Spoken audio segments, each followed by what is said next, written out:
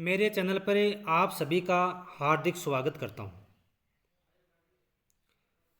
जैसा कि राजस्थान कर्मचारी चयन बोर्ड के द्वारा राजस्थान के अंतर्गत राजस्थान चतुर्थ श्रेणी सेवा के लगभग 54,000 पदों पर भर्ती निकाली गई, आवेदन किए जा चुके हैं और इसका जो एग्ज़ाम है वो सितंबर माह के अंतर्गत आयोजित होना है। जैसा कि आप सभी विद्यार्थी जानते होंगे कि इस परीक्षा के अंतर्गत सामान्य ज्ञान के अंतर्गत भी जो राजस्थान का सामान्य ज्ञान है उसका जो वेटेज है वो बढ़ा दिया गया है और राजस्थान के सामान्य ज्ञान के अंतर्गत भी जो राजस्थान माध्यमिक शिक्षा बोर्ड यानी आरबीएससी की जो पाठ्य पुस्तकें हैं कक्षा 6, 7, 8, 9 और 10 की जो पाठ्य पुस्तकें हैं उनमें से ही कंपटीशन एग्ज़ाम के अंतर्गत सवाल है वो पूछे जाते हैं और इन पाठ्य पुस्तकों में से इनका जो पाठ्यक्रम है उसके अंतर्गत जो त्रुटि की जो संभावना होती है वो भी ना के बराबर होती है। तो मेरे इस चैनल के माध्यम से राजस्थान का सामान्य ज्ञान सबसे पहले हम इसके अंतर्गत जो राजस्थान की जो आरबीएससी की जो पाठ्य पुस्तकें हैं उनके अंतर्गत जो प्रश्न और उसके जो आंसर है वो तैयार किए गए हैं और कक्षा 6 से हम शुरू करके और सभी कक्षाओं के अंतर्गत जो भी सवाल इस पाठ्य पुस्तक में से बन रहे हैं उन सभी प्रश्नों को इनके अंतर्गत शामिल किया गया है। तो सबसे पहले हम शुरू करते हैं कक्षा 6 जो राजस्थान के अध्ययन से संबंधित जो पुस्तक है उसका नाम है हमारा राजस्थान। तो कक्षा 6 पाठ्य पुस्तक का नाम हमारा राजस्थान। इनसे पहले सबसे पहले हम शुरुआत करने जा रहे हैं। पहला प्रश्न है मरु प्रदेश का प्रारंभिक जनतंत्र था, यानी मरु प्रदेश का प्रारंभिक जनतंत्र था।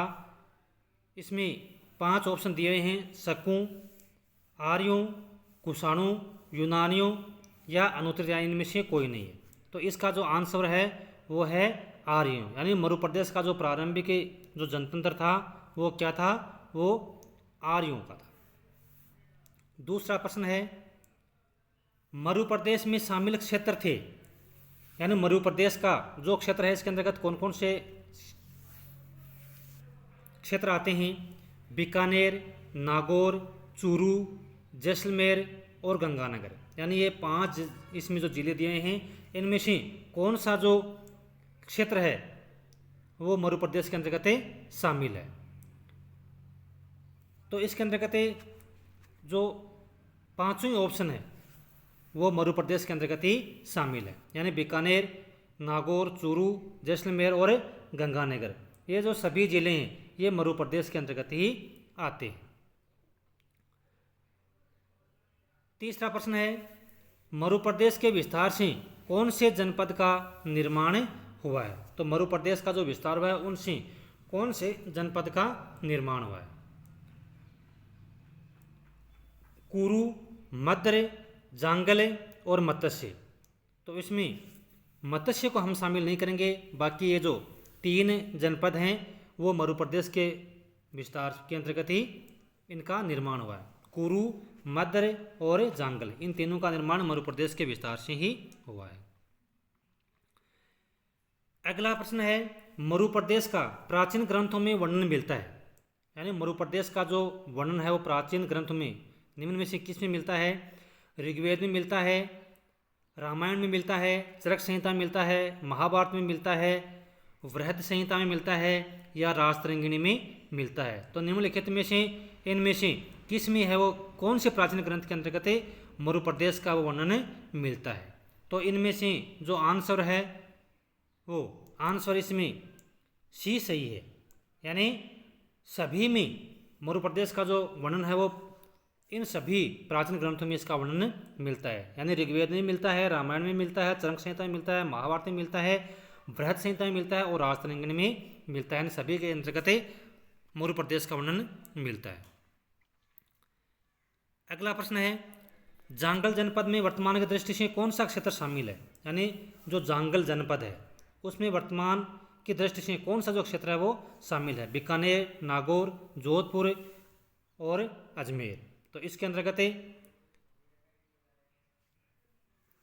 अजमेर को छोड़ करके अजमेर को छोड़ करके ये जो तीनों ही हैं, बीकानेर, नागौर और जोधपुर, इन तीनों का जो क्षेत्र है वो जांगल जनपद के अंतर्गत शामिल है।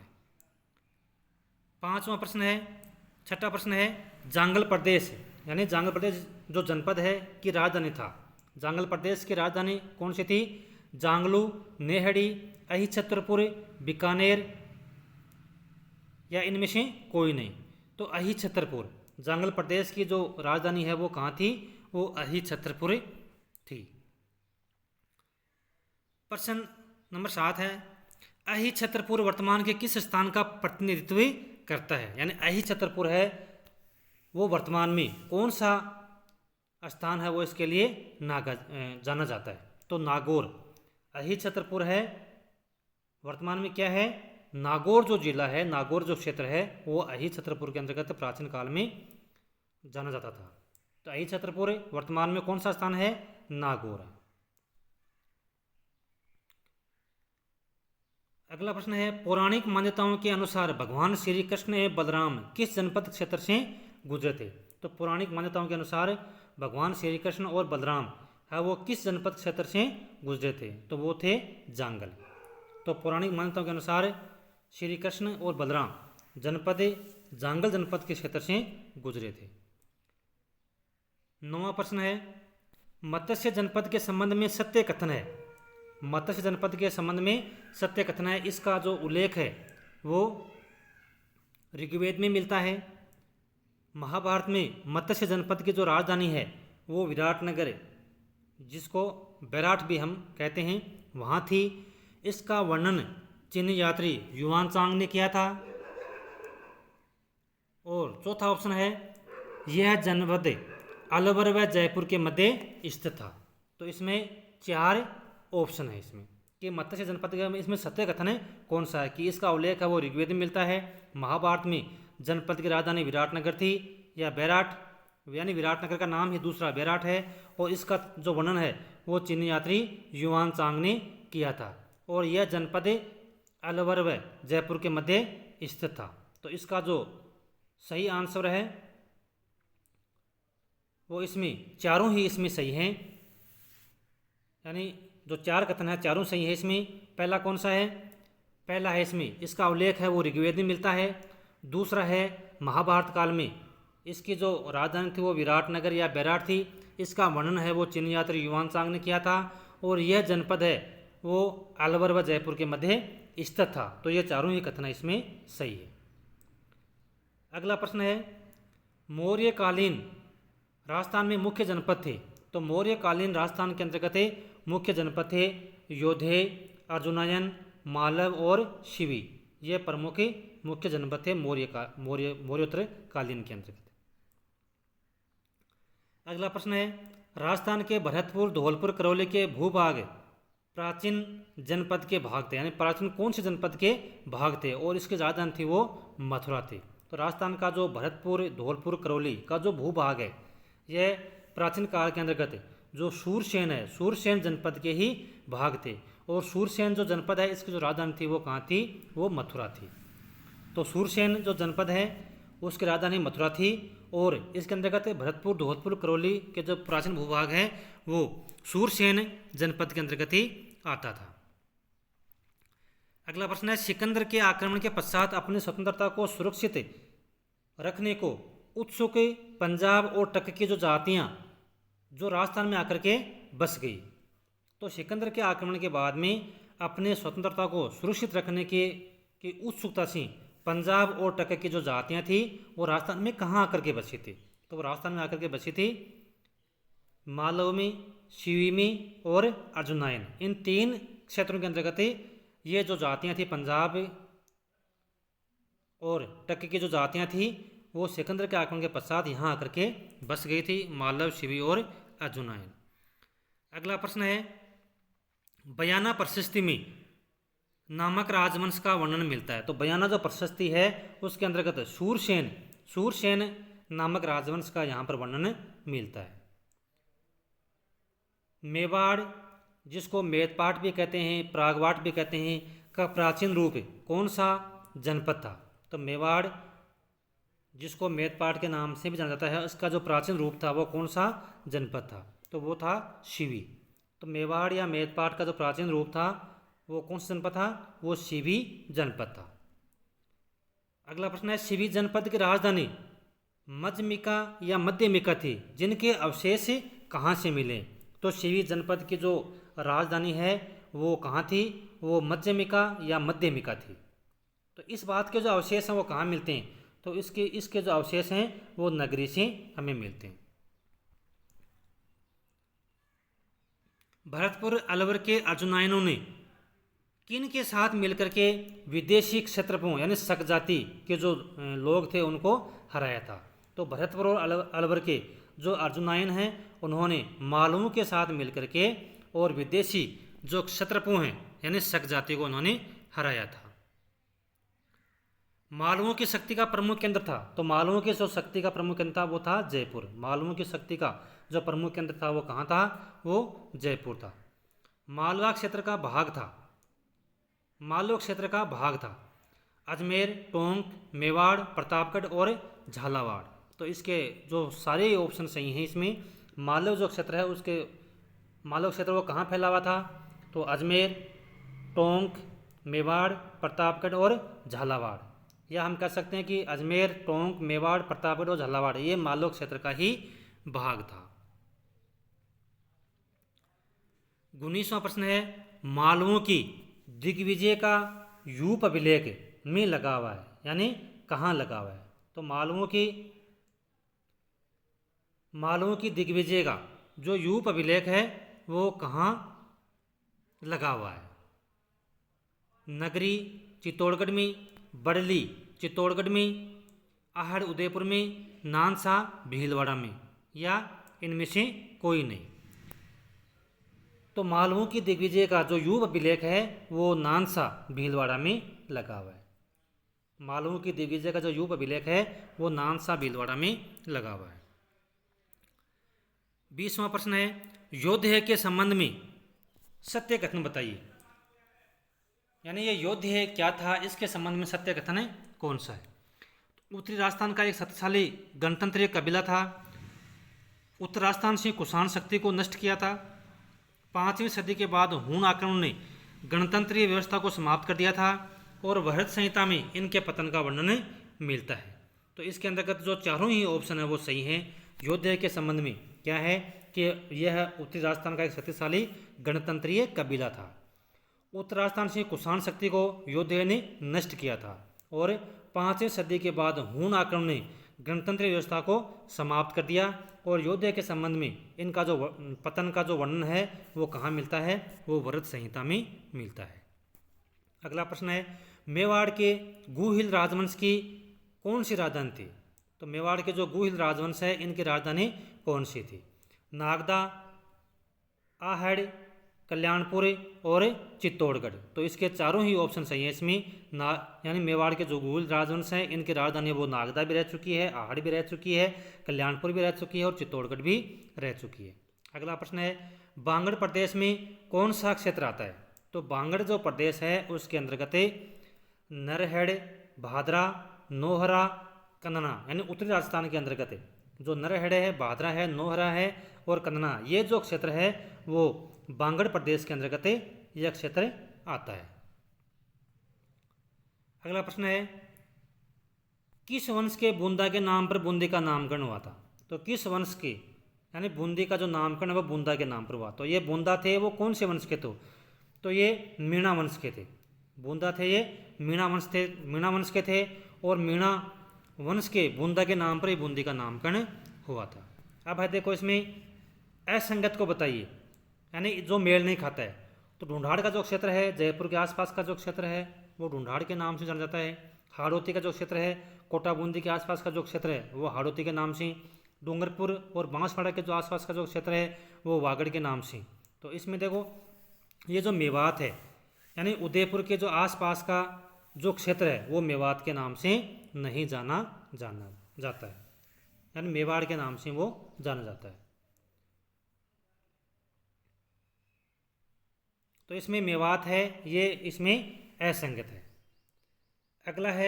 अगला प्रश्न है 25 नंबर प्रश्न, असंगत बताइए, यानी असंगत कौन सा है। मांड जैसलमेर, गुजरात जोधपुर का दक्षिणी भाग है, कांठल प्रतापगढ़, और वल झालावाड़। तो इसमें वल झालावाड़ ये इसमें गलत है। मांड यानी जैसलमेर का जो प्राचीन नाम था वो मांड था। जोधपुर का जो दक्षिण भाग है वो गुजरात के नाम से जाना जाता है, और प्रतापगढ़ का जो क्षेत्र है वो कांठल के नाम से जाना जाता है।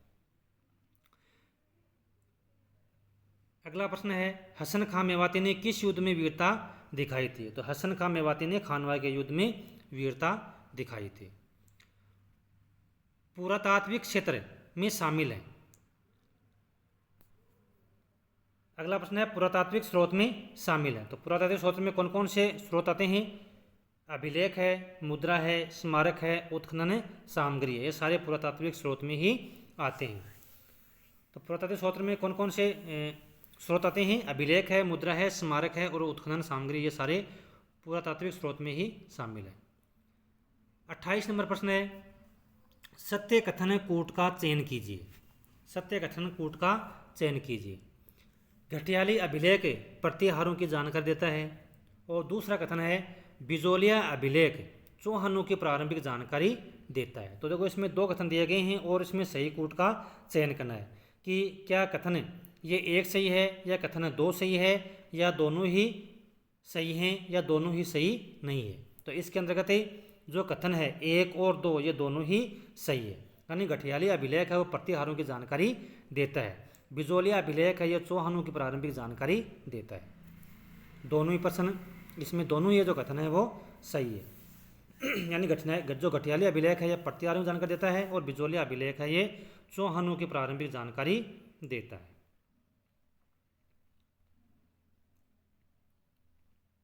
अगला प्रश्न है, चीरवा अभिलेख, या जिसको हम शिलालेख कह सकते हैं, चीरवा जो शिलालेख है वो किस शासन की जानकारी देता है। पहली बात तो चीरवा जो शिलालेख है वो संस्कृत भाषा में लिखा हुआ है। चीरवा जो शिलालेख है वो कौन सी भाषा में लिखा हुआ है, वो संस्कृत भाषा के अंतर्गत लिखा हुआ है। और यह किस शासन की जानकारी देता है, तो यह रावल समर सिंह की जानकारी, किस शासन की जानकारी देता है। चीरवा शिलालेख जो कि संस्कृत भाषा का शिलालेख है यह रावल समर सिंह की जानकारी देता है। फिर है संगत बताइए। पृथ्वीराज विजय जो ग्रंथ है वो जयानक ने लिखा है। हमीर महाकाव्य नयन चंद्र सूर्य ने लिखा है। कानरदेव प्रबंध है यह पद्म नाम के द्वारा रचित है, और दलपत विलास है यह दलपत सिंह के द्वारा लिखा गया। तो इसमें संगत यानी इसमें कौन सा मेल खा रहा है, या एक तरफ ये ग्रंथ दिए गए हैं और एक तरफ इनके रचनाकार दिए हैं, तो इनमें से कौन सा गलत है। तो ये चारों इसमें सही है।